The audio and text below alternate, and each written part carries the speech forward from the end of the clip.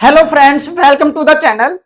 इस सीरीज के स्टार्टिंग से ही हम पाई को अप्रोक्सीमेट करते आ रहे हैं और लास्ट वीडियो में हमने देखा कि कैसे आर्किमिडीज ने सर्कल के अंदर और बाहर रेगुलर पॉलीगन बनाकर पाई को अप्रोक्सीमेट किया।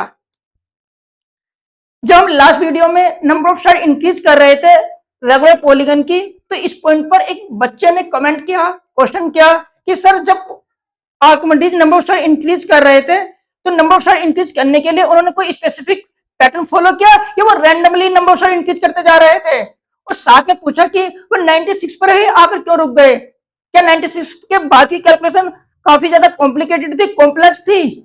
तो आज की इस वीडियो में हम डिटेल में यही डिस्कस करने वाले हैं कि आर्किमिडीज ने जब रेगुलर पॉलीगन की सहायता से पाई की वैल्यू को कैलकुलेट किया, अप्रोक्सीमेट किया, तो नंबर ऑफ स्टार इंक्रीज करने पर कौन सा पैटर्न फॉलो किया। जैसे कि वो कर रहे थे पहले 6, 12, 24, 48, 96, मतलब नंबर ऑफ स्टार डबल करते जा रहे थे। तो यही डिटेल में डिस्कस करेंगे कि कैसे उन्होंने डबल ही क्यों किया और यही पैटर्न को यूज किया, 6 से ही क्यों स्टार्ट किया, और जानेंगे कि वे 96 के बाद की कैलकुलेशन क्यों नहीं करना चाहते थे।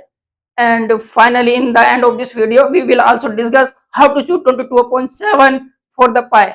तो फिर आइए देखते हैं, स्टार्ट करते हैं।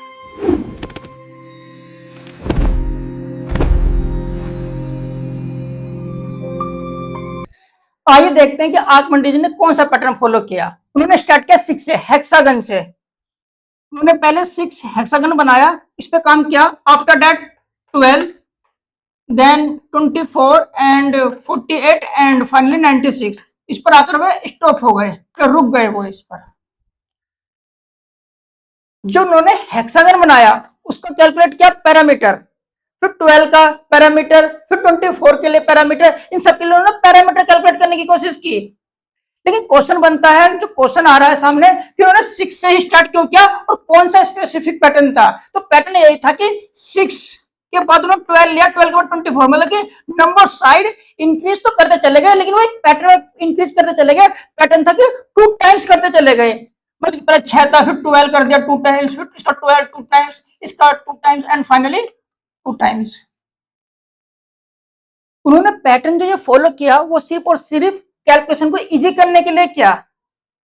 वो रैंडमली प्रोसेस चालू करते, रैंडमली नंबर इंक्रीज करते, तो उनको हर कैलकुलेशन बार बार स्टार्ट करनी पड़ती। लेकिन यहाँ पर क्या हो, नंबर ऑफ स्टार इंक्रीज हो रही है। इसका मतलब क्या है, जो उन्होंने 6 के लिए काम कर लिया होगा, जब वो 12 पर आएंगे तो जो 6 पे वो काम कर चुके हैं उससे आगे की ही कैलकुलेशन स्टार्ट करेंगे, क्योंकि नंबर ऑफ स्टार इंक्रीज तो हो रही है लेकिन पैटर्न में इंक्रीज हो रही है, डबल हो रही है। तो वहां जो उसके बीच एंगल बन रहा होगा साइड के बीच, वो आधा हो रहा होगा। तो एक हेल्प हो गई है उनकी, केवल इजी करने के लिए उन्होंने ये पैटर्न यूज किया। लेकिन फिर क्वेश्चन बनता है कि उन्होंने 6 से स्टार्ट क्यों किया, 4 से क्यों नहीं किया। यदि मैं 2300 साल पीछे जाऊं तो पहले ना तो कंप्यूटर थे ना ही कैलकुलेटर थे कि जो कॉम्प्लिकेटेड प्रॉब्लम्स को सोल्व कर सके, कैलकुलेशन को कैलकुलेट कर सके। यहां तक कि पेंसिल भी नहीं थी कैलकुलेशन करने के लिए। तो उस टाइम पर ये जो कैलकुलेशन जो चल रही थी उनकी, ये करना अपने आप में एक बहुत बड़ा काम था, बहुत महान काम था। अब तो हमने पढ़ लिया तो हमको बहुत इजी लग रहा है, लेकिन जब ये स्टार्टिंग में डेवलप हो रहा था पाई, तो it is was very complicated work. उस टाइम पर ना ही पेंसिल थी, ना ही हमारे पास उनके पास कुछ अच्छे साधन थे, टेक्नोलॉजी थी, और उस टाइम पर ना ही अच्छा मैथमेटिक्स बन चुका था। यहाँ तक कि उस टाइम पर टिक्नोमेट्री भी डेवलप नहीं हुई थी, टिक्नोमेट्री भी नहीं आई थी, साइन भी नहीं था, कोस भी नहीं था। उनके बिना ये इस वैल्यू, इसकी ज्योमेट्री की हेल्प से ही इसको कैलकुलेट कर रहे थे। सिर्फ उनके पास कुछ था तो था, केवल और केवल पाइथागोरस थ्योरम। पाइथागोरस थ्योरम उनसे 600-700 साल पहले बन चुकी थी। देखा जाए तो पाइथागोरस भी बेबीलोन के लोग बना रहे थे, लेकिन बाद में पाइथागोरस के नाम से फेमस हुई, एक अलग तथ्य है, इसको हम कभी बाद में डिटेल में डिस्कस करेंगे। लेकिन सिर्फ आर्किमिडीज के पास कुछ था तो पाइथागोरस थ्योरम थी, तो उन्होंने पाइथागोरस थ्योरम की ही हेल्प से ज्योमेट्री का यूज करते चले गए और इन वैल्यू पर वो अपना एक्सपेरिमेंट या मैथमेटिकली प्रूफ कर देते चले गए। तो चलिए आइए देखते हैं, ये समझने की कोशिश करते हैं कि उन्होंने 4 से स्टार्ट क्यों नहीं किया। यदि वो 4 से स्टार्ट करते तो कुछ ऐसा करते, एक सर्कल के अंदर वो एक स्क्वायर बनाते, जो कि कुछ इस तरह से मान लेते हैं A B C and D. ये इसका सेंटर हुआ और ये इसकी रेडियस हुई आर एंड आर। यदि ये स्क्वायर है तो ये 90 डिग्री का एंगल होगा। जब ये 90 डिग्री है और ये भी आर है और ये भी आर है, तो यूजिंग द पाइथागोरस हम ए बी कैलकुलेट कर सकते हैं। A B equal to R square plus are square root में A B equal to R root 2। ये इस ए बी की लेंथ होगी और इसका पैरामीटर एबीसीडी का क्या हो जाएगा, P A B C D equal to 4√2 into are.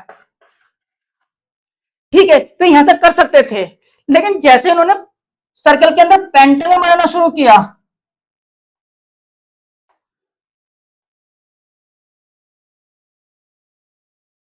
ये बना दिया उन्होंने पेंटागन, ये इसकी आर होगी, ये भी इसकी आर होगी, और ये एंगल कितना होगा आपका theta. Theta equal to 360 degree upon N, N equal to 5, theta equal to 72 degree. तो इस केस में 72 डिग्री है, तो इसको यदि मैं ओ ए बी कहूं तो उनके पास ऐसा कोई भी तरीका नहीं था ज्योमेट्री का कि वो ए बी को कैलकुलेट कर सकें। उन्होंने काफी कोशिश की पेंटागन पर ए बी को कैलकुलेट करने की। अगर ट्रिग्नोमेट्री होती तो हम, जैसा हमने पहले वीडियो में देखा, यहां से परपेंडिकुलर ड्रॉ करते और इस एंगल को थीटा बाय 2 36 डिग्री करते तो कैलकुलेट कर लेते, लेकिन ट्रिग्नोमेट्री नहीं थी, केवल था तो पाइथागोरस थ्योरम। तो पाइथागोरस थ्योरम के अलावा उनके पास कुछ नहीं था, और पाइथागोरस थ्योरम से हम इस वैल्यू को कैलकुलेट नहीं कर पा रहे थे। जो आर्कमिडीज इसको कैलकुलेट नहीं कर पा रहे थे, तो एक ही तरीका बचा था इसको कैलकुलेट करने का कि वे हेक्सागन एक सर्कल बनाए, उसके अंदर पेंटागन बनाए और फिर उस पेंटागन की एक एक साइड को किसी पैमाने से या स्केल से मेजर करें। अगर वो ऐसा करते तो कोई फायदा नहीं था, एरर आती, क्योंकि ये काम पहले बेबीलोन और इजिप्टियन कर चुके थे, वो भी तो अपना प्रयोगात्मक तथ्य दे रहे थे, लेकिन वहां बहुत सारी एरर आ रही थी। लेकिन ये अब भी ऐसा ही काम करते तो कहां पाई को अप्रोक्सीमेट कर पाते, कहां पाई को इंप्रूव कर पाते। तो इसलिए इन्होंने पेंटागन पे तो काम करना छोड़ दिया कि यहां तो मेरे बस की नहीं है। फिर वो हेक्सागन पर चले, एक साइड, दो साइड, तीन साइड, चार साइड, 5 साइड और 6 साइड।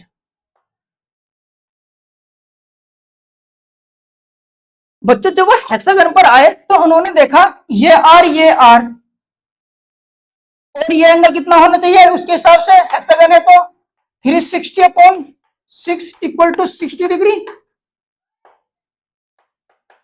ये होना चाहिए आपको 60 डिग्री। जब ये लेंथ भी आ रहा है और ये भी आ रहा है, तो इसका मतलब ये एंगल और ये एंगल दोनों बराबर होने चाहिए। जब ये दोनों एंगल बराबर होंगे और ये एंगल हम पहले कैलकुलेट कर चुके हैं कि 60 डिग्री है, तो इसका मतलब ये और ये का जो सम होगा वो 120 होगा, और ये दोनों इक्वल इक्वल है, तो इसका मतलब ये भी 60 होगा और ये भी 60 होगा। तो उनकी बात बन गई है। तो उन्होंने कहा कि ये तो भाई मेरे को इक्विलेटरल ट्रायंगल मिल गया, इसका मतलब कि इसकी साइड तो कैलकुलेट करने की कोई जरूरत ही नहीं है मुझे, तो इसकी साइड तो अपने आप ही आर होगी, ये वाली साइड तो आर होगी।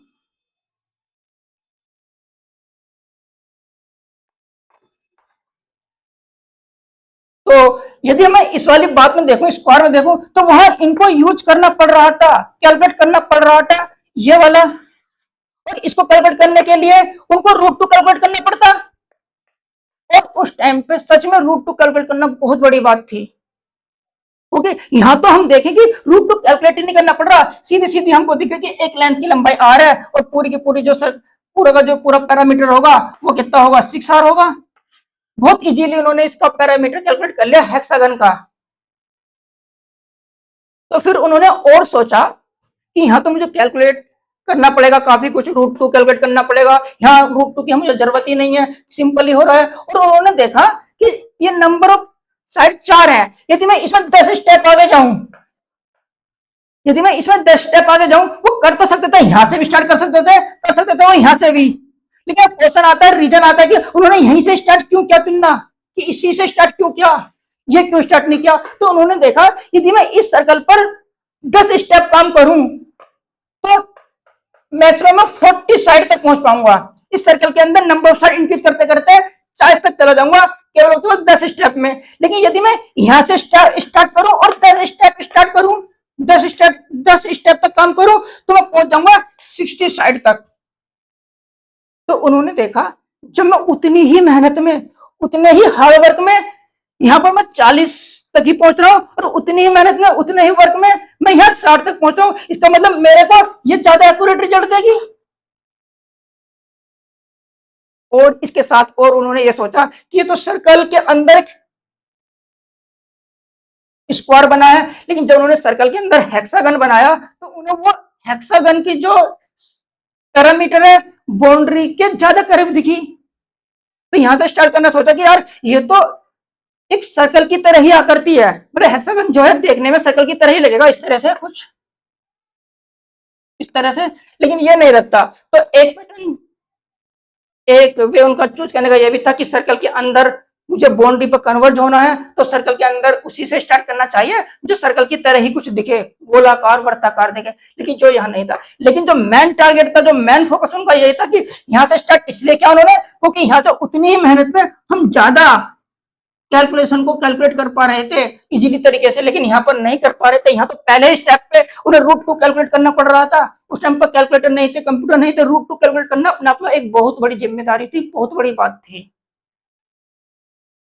तो अब तक हम ये समझ गए हैं कि उन्होंने 6 हेक्सागन को ही पहला टारगेट क्यों किया, उसके बाद ही आगे के जो पॉलीगन्स थे वो बनाए। अब क्वेश्चन आता है कि उन्होंने डबल पैटर्न को ही क्यों चूज किया, 6 के बाद टारगेट डबल पर ही क्यों गए, या फिर 18 पर क्यों नहीं गए, 4 गुने पर क्यों नहीं गए, 5 गुने पर क्यों नहीं गए। ये तो समझ में हमें आ गया कि उन्होंने पैटर्न चूज किया, क्योंकि पैटर्न चूज करने से क्या कैलकुलेशन थोड़ी आसान हो जाएगी। जो काम वो 6 पर कर चुके हैं 12 पर करेंगे तो आधी कैलकुलेशन पीछे का यूज कर लेंगे, फिर 12 का बाद 24 पर जाएंगे तो 12 की जो कैलकुलेशन है वो जो यूज कर चुके हैं वो 24 में काम आ जाएगी। इसी तरह से वो पिछले काम को आगे यूज करते चले गए, इसलिए उन्होंने एक पैटर्न यूज किया। लेकिन डबल पैटर्न ही क्यों चूज किया, नंबर ऑफ शॉट इंक्रीज तो की लेकिन डबल ही क्यों की, तो आइए फिर देखते हैं।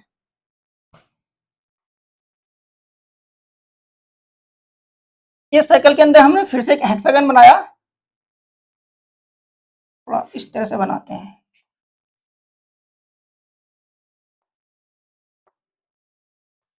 ये कुछ हेक्सागन की शेप देने की कोशिश किया मैंने। ये इसकी साइड है आपकी आर और ये भी इसकी रेडियस है आर। इसको पॉइंट बोलते हैं ए, इसको पॉइंट बोलते हैं B, and this point is O. अब क्या कर रहे हैं, उन्होंने आइडिया लगाया, एक दिमाग से सोचा उन्होंने, इसके अंदर 6 साइड्स हैं। अब इनको वो क्या कर रहे हैं कि हर साइड को इक्वल इक्वल 2 पार्ट्स में डिवाइड कर रहे हैं। एक यहाँ डिवाइड किया उन्होंने, एक यहाँ डिवाइड किया, एंड देन यहाँ, एंड देन यहाँ, देन यहाँ, and finally at that point, at this point. जब वो इस पॉइंट पर कर रहे हैं, इस वाले पॉइंट को यहां से यहां टच करेंगे और फिर इसको यहां से यहां टच करेंगे तो कुछ इस तरह से होगा।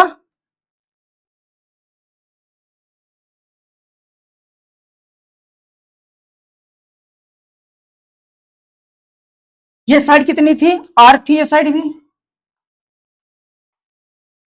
क्योंकि हेक्सागन है। और ये वाली साइड कितनी हुई आपकी, ये वाली साइड, ये वाली साइड हुई r/2 और ये भी r/2।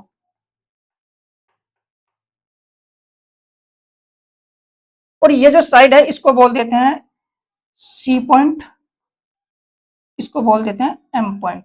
जो ये वाली साइड है ए एम,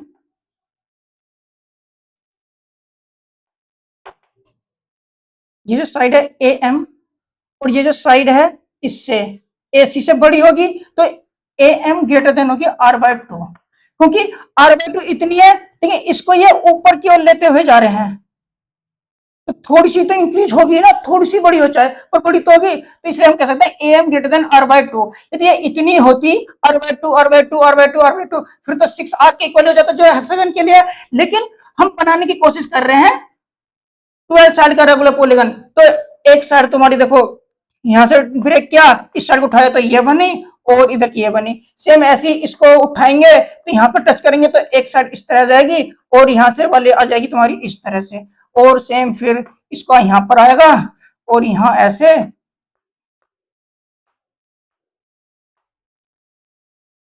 तो बन गया नहीं बन गया इसके अंदर 12 साइड का रेगुलर पॉलीगन जिसकी सारी की साइड्स इक्वल्स हैं। तो फिर हमको इस रेगुलर पॉलीगन का जिसकी साइड 12 है इसकी ये वैल्यू कैलकुलेट करनी है। तो इसको हम कैलकुलेट कर सकते हैं क्योंकि ये कितना है r/2 और ये तो आपका r/2 हो गया ये वाला। और ये वाली साइड कितनी है सारी की सारी side A O M equal to also R कि ये भी तो सर्कल की रेडियस ही है O M equal to R इसलिए एम सी इक्वल टू कितना हो जाएगा इस सारे में से ये वाला माइनस कर दो तो ये मेरे पास मिल जाएगा एमसी। तो एमसी हो जाएगा आपका ओ एम माइनस ओसी। टारगेट क्या है ओसी कैलकुलेट करना तो ओसी भी कैलकुलेट हो जाएगा अपना। कैसे कैलकुलेट होगा ये वाला ये राइट एंगल ट्रायंगल है तो मैं लिख सकता हूं ओसी का स्क्वायर इक्वल टू आर का स्क्वायर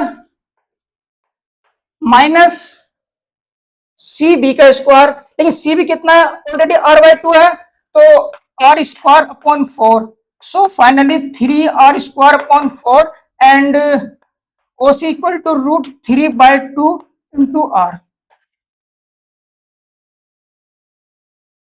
तो वहां तो वह यदि वो स्क्वायर बनाते √2 को कैलकुलेट करते और 4 साइड पे ही पड़े रहते यहां पे √3 कैलकुलेट करेंगे लेकिन 12 साइड पर आ गए तो देखो उतनी ही मेहनत पे कितने आगे आ चुके हैं वो। तो इसलिए उन्होंने 6 से स्टार्ट किया।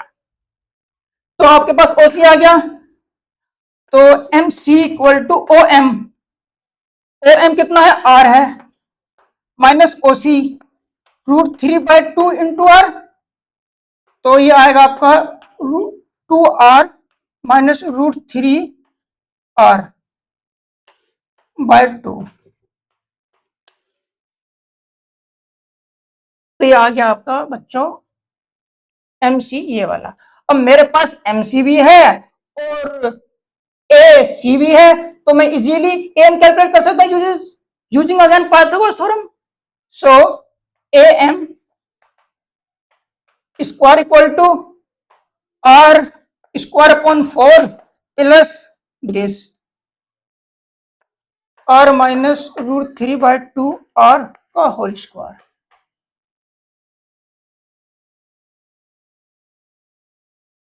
ठीक है इसको कैलकुलेट करो आर स्क्वायर अपॉन 4 प्लस आर स्क्वायर को बनाएगा यहां से तो 1 माइनस √3/2 का whole square. So A M equal to R upon 2 under root 1 plus 1 minus √3/2 का होल स्क्वायर आर अपॉन 2। तो इसको ओपन करो 1 प्लस 1 प्लस 3/4 माइनस 2√3/2। इसको सोल्व करेंगे तो आएगा आपका 0.532 आर लगभग इतना आएगा अप्रोक्सीमेट। तो देखो तो हम क्या क्या चाहते हैं ए एम r/2 से ग्रेटर देन होगा r/2 मतलब कि 0.5 से ग्रेटर देन तो वही आ रहा है ना थोड़ा सा ज्यादा। तो अब हम इसका ए बी कैलकुलेट कर सकते हैं इसलिए A B equal to 12 into this one 532 R. तो ए बी आ जाएगा आपका 12 दूनी 24 12 तिया 36 8 12 पंजे 60 तो लगभग इतना आ जाएगा। जो सॉरी ये पैरामीटर है ये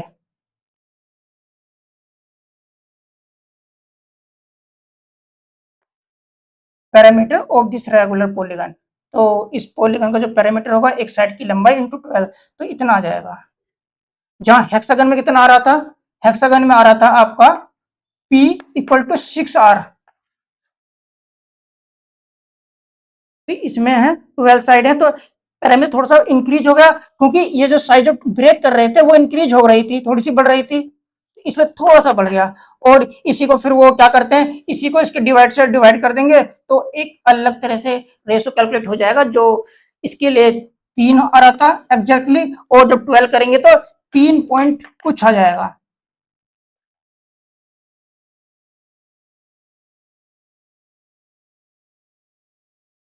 तो फाइनली हमने देखा कि हेक्सागन से 12 साइड के पॉलीगन पर कैसे पहुंचे वो, नंबर साइड डबल की तो कैलकुलस कितनी आसान हो गई, बिना ट्रिग्नोमेट्री का यूज किए, बिना कैलकुलेटर का यूज किए, सिर्फ और सिर्फ पाइथागोरस से ही वो 6 से 12 पहुंच गए। ये तो 12 से 24 पर कैसे पहुंचेंगे, तो एक बार उसको भी ट्राई करते हैं।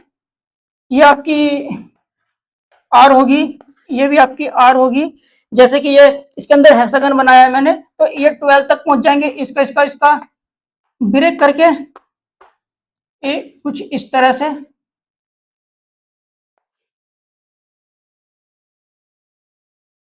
Just it is try. ये आ गया आप 12 साइड का पॉलीगन। लेकिन अब मैं इसकी साइड्स को भी ब्रेक कर दूं इक्वल इक्वल 2 पार्ट्स में, मतलब यहां से ब्रेक करूंगा और यहां से ब्रेक करूंगा, यहां से ब्रेक करूंगा, एंड यहां से यहां से यहां से, and at every middle point. तो जब मैं इसको इससे मिलाऊंगा बाउंड्री से, तो कुछ इस तरह का इंटरफेस मेरे सामने आएगा बनकर। सो आगे तक ऐसे ही करना है। तो मेरे को कैलकुलेट क्या करना है, अब जो 20 साइड का जो पॉलीगन बनाया वो यहां से स्टार्ट होएगा, मान लेते हैं यहां से A B C D E and so on. इसका सेंटर ओ ही है, तो मेरे को ये कैलकुलेट करना है A B. A B calculate हो जाएगा यदि मेरे को ये साइड पता हो। ये क्या साइड है, ध्यान से देखें, यदि हम ये 12 साइड का जो पॉलीगन है उसकी साइड है एम, इतनी है, ये वाली साइड तो ए एम ही तो ये वाली साइड है। तो मेरे को ये वाली कैलकुलेट हो चुकी पिछले वाले मॉडल से, मतलब कि जब उन्होंने 12 साइड पर काम किया है, तो मेरे को दोबारा कैलकुलेट करने की जरूरत नहीं है। ऐसे आर्गुमेंट्स को इसको कैलकुलेट करने की जरूरत नहीं, क्योंकि पिछली टाइम में ये कैलकुलेट कर चुके हैं। तो मेरे को ये गिवन है वो है इतनी, और इसका आधा कितना हो जाएगा, इसको मान लेते हैं एम पॉइंट, इसको एम पॉइंट मान लेते हैं। तो यहां से हमने परपेंडिकुलर ड्रॉ किया कुछ इस तरह से, तो ये वाली वैल्यू कैलकुलेट हो जाएगी यदि मेरे पास ये पता हो और ये पता हो। तो ये तो मेरे को पता है, ये जस्ट इसकी आधी होगी, क्योंकि ये सारी की सारी कितनी है, इतनी है, और ये कितनी होगी, इसकी आधी होगी। तो मेरे को ये तो गिवन है, मतलब अब मेरे को पहले वाले मॉडल से ये मेरे पास है, और ये मेरे को कैलकुलेट करनी है। तो टारगेट क्या है, ये वाली वैल्यू कैलकुलेट करना। तो ये वाली वैल्यू कैलकुलेट हो जाएगी यदि मैं इसको इस तरह से मिला दूं ओ से। तो मेरे पास एक ये वाला ट्रंगल है, इस ट्रंगल में मेरे को ये गिवन है और ये गिवन है, एंड ये गिवन है, और ये 90 डिग्री का एंगल बनना है। तो यूजिंग पाइथागोरस मैं इसको कैलकुलेट कर लूंगा, इसका स्क्वायर इक्वल टू इसका स्क्वायर प्लस इसका स्क्वायर। तो मेरे को ये कैलकुलेट हो जाएगी। और जब मेरे को ये कैलकुलेट हो जाएगी, तो लेकिन मैं जानता हूं B O equal to R है यहां से तक की, तो यहां से मैं इसको माइनस कर दूंगा इतने को, तो मेरे पास फाइनली बी एम कैलकुलेट हो जाएगी। अब मेरे अब मेरे पास बीएम भी कैलकुलेट हो चुकी है, और एम ऑलरेडी मेरे पास इसकी आधी है। तो यहां भी मैं पाइथागोरस का यूज करूंगा और ए बी तक पहुंचूंगा। तो ए बी का स्क्वायर इक्वल टू इसका स्क्वायर प्लस इसका स्क्वायर। तो इस केस में मेरे पास ए बी की वैल्यू कैलकुलेट हो गई, इसको यूज करके, पिछले वाला पार्ट को यूज करके। तो जब मेरे पास ए बी की यूज हो गई, तो इसका पैरामीटर कैलकुलेट कर लूंगा मैं 24 से मल्टीप्लाई करके। तो फाइनली हम इसको भी कैलकुलेट कर लेंगे। ऐसे ही वो इसके आगे बढ़े, यहां पर पहुंचे और यहां से पहुंचे 48 पर। सेम यही प्रोसेस आगे तक चलता चला गया और 96 तक वो करते चले गए। ये काम देखने में बहुत आसान लग रहा है, क्योंकि हम तो पढ़ चुके हैं, लेकिन जब वो कर रहे थे बिना कैलकुलेटर के, बिना, उनके पास तो पेंसिल भी नहीं थी, बिना पेंसिल के पता ना कैसे लिख रहे होंगे। तो ये सब डायग्राम बनाने, वैल्यू कैलकुलेट करने बहुत ज्यादा कॉम्प्लिकेटेड थी। तो उन्होंने 96 पे ही रोक दिया। 96 पे उन्होंने क्यों रोका? तो उन्होंने ये देखा अपनी स्टडी में, जब वो बार बार ये इस तरह से प्रूफ दे रहे थे, पहले हेक्सागन के लिए, फिर 12 के लिए, फिर 24 के लिए, 48 के लिए, 96 के लिए, तो उन्होंने ये देखा जो रेशो है पैरामीटर पैरामीटर और डायमीटर का जो रेशो है, ये इसके बाद 24 के बाद जैसे जा रहे थे 24 से 48 पर आए, तो जो जो वो रेशो था ना 3.14, ये इसमें बहुत ही मामूली सा, बहुत ही थोड़ा सा चेंजिंग हो रहा था, लेकिन मेहनत तो इतनी करनी पड़ रही थी और चेंजिंग बहुत कम हो रहा था। वो तो 12 के बाद ही 3.14 के आसपास, 3.12 के आसपास आ गए थे, तो 48 पे भी इसी तरह से आ गए वो 40 की समथिंग करते हुए, जैसे कि हमने लास्ट वीडियो में डिस्कस कर रखा है सब कुछ। और जब वे 48 से 96 पे गए, मेहनत बहुत ज्यादा करनी पड़ी उन्हें इस तरह वहां तक पहुंचने में, लेकिन जो चेंजिंग थी बहुत नेग्लिजिबल थी, बहुत थोड़ी थी, मतलब कि ज्यादा फर्क नहीं पड़ रहा था। तो वो उन्होंने सोचा 96 से मैं डबल करूंगा, इतना बड़ा काम करूंगा, बहुत सारी मेहनत करूंगा, और लेकिन मुझे रिजल्ट क्या मिलने वाला है? ना के बराबर। अप्रोक्सीमेशन में मैं फिर भी रहूंगा, और अप्रोक्सीमेशन भी कैसा? बहुत नेग्लिजिबल, बिल्कुल नगण्य, जिसको हम छोड़ सकते हैं। तो उन्होंने अपना यही एक्सपेरिमेंट कहा कि भाई मैं 96 से आगे नहीं जाऊंगा, क्योंकि मेरे को ज्यादा अच्छा अचीवमेंट नहीं मिल रहा है, मेहनत बहुत सारी मिल रही है, जितनी मेहनत मैं यहाँ करूंगा और रिजल्ट भी फिर भी मुझे उतना ही देना पड़ेगा, चाहे इसके आसपास का ही है, तो इससे अच्छा है कि मैं और कुछ नया काम करूं। तो उन्होंने यही रोक दिया। मैं आशा करता हूं कि आप सबको ये कॉन्सेप्ट क्लियर हुआ होगा, और जिसने ये कमेंट पूछा था, डाउट पूछा था, उससे उम्मीद है कि उसको ये क्लियर से समझ आया होगा। एंड हम फाइनली आज की वीडियो में ये भी डिस्कस करने वाले थे कि पाई के लिए, पाई से 22.7 अप्रोक्सीमेशन जो था, रेशनल नंबर 22.7 कैसे कैलकुलेट हुआ, तो सॉरी फॉर डैट, उसके लिए हम कैलकुलेट नहीं कर पाएंगे आज इस वीडियो में, क्योंकि काफ़ी लंबी हो गई है। तो मिलते हैं नेक्स्ट वीडियो में, तब के लिए thank you, bye bye, and thank you for watching the video.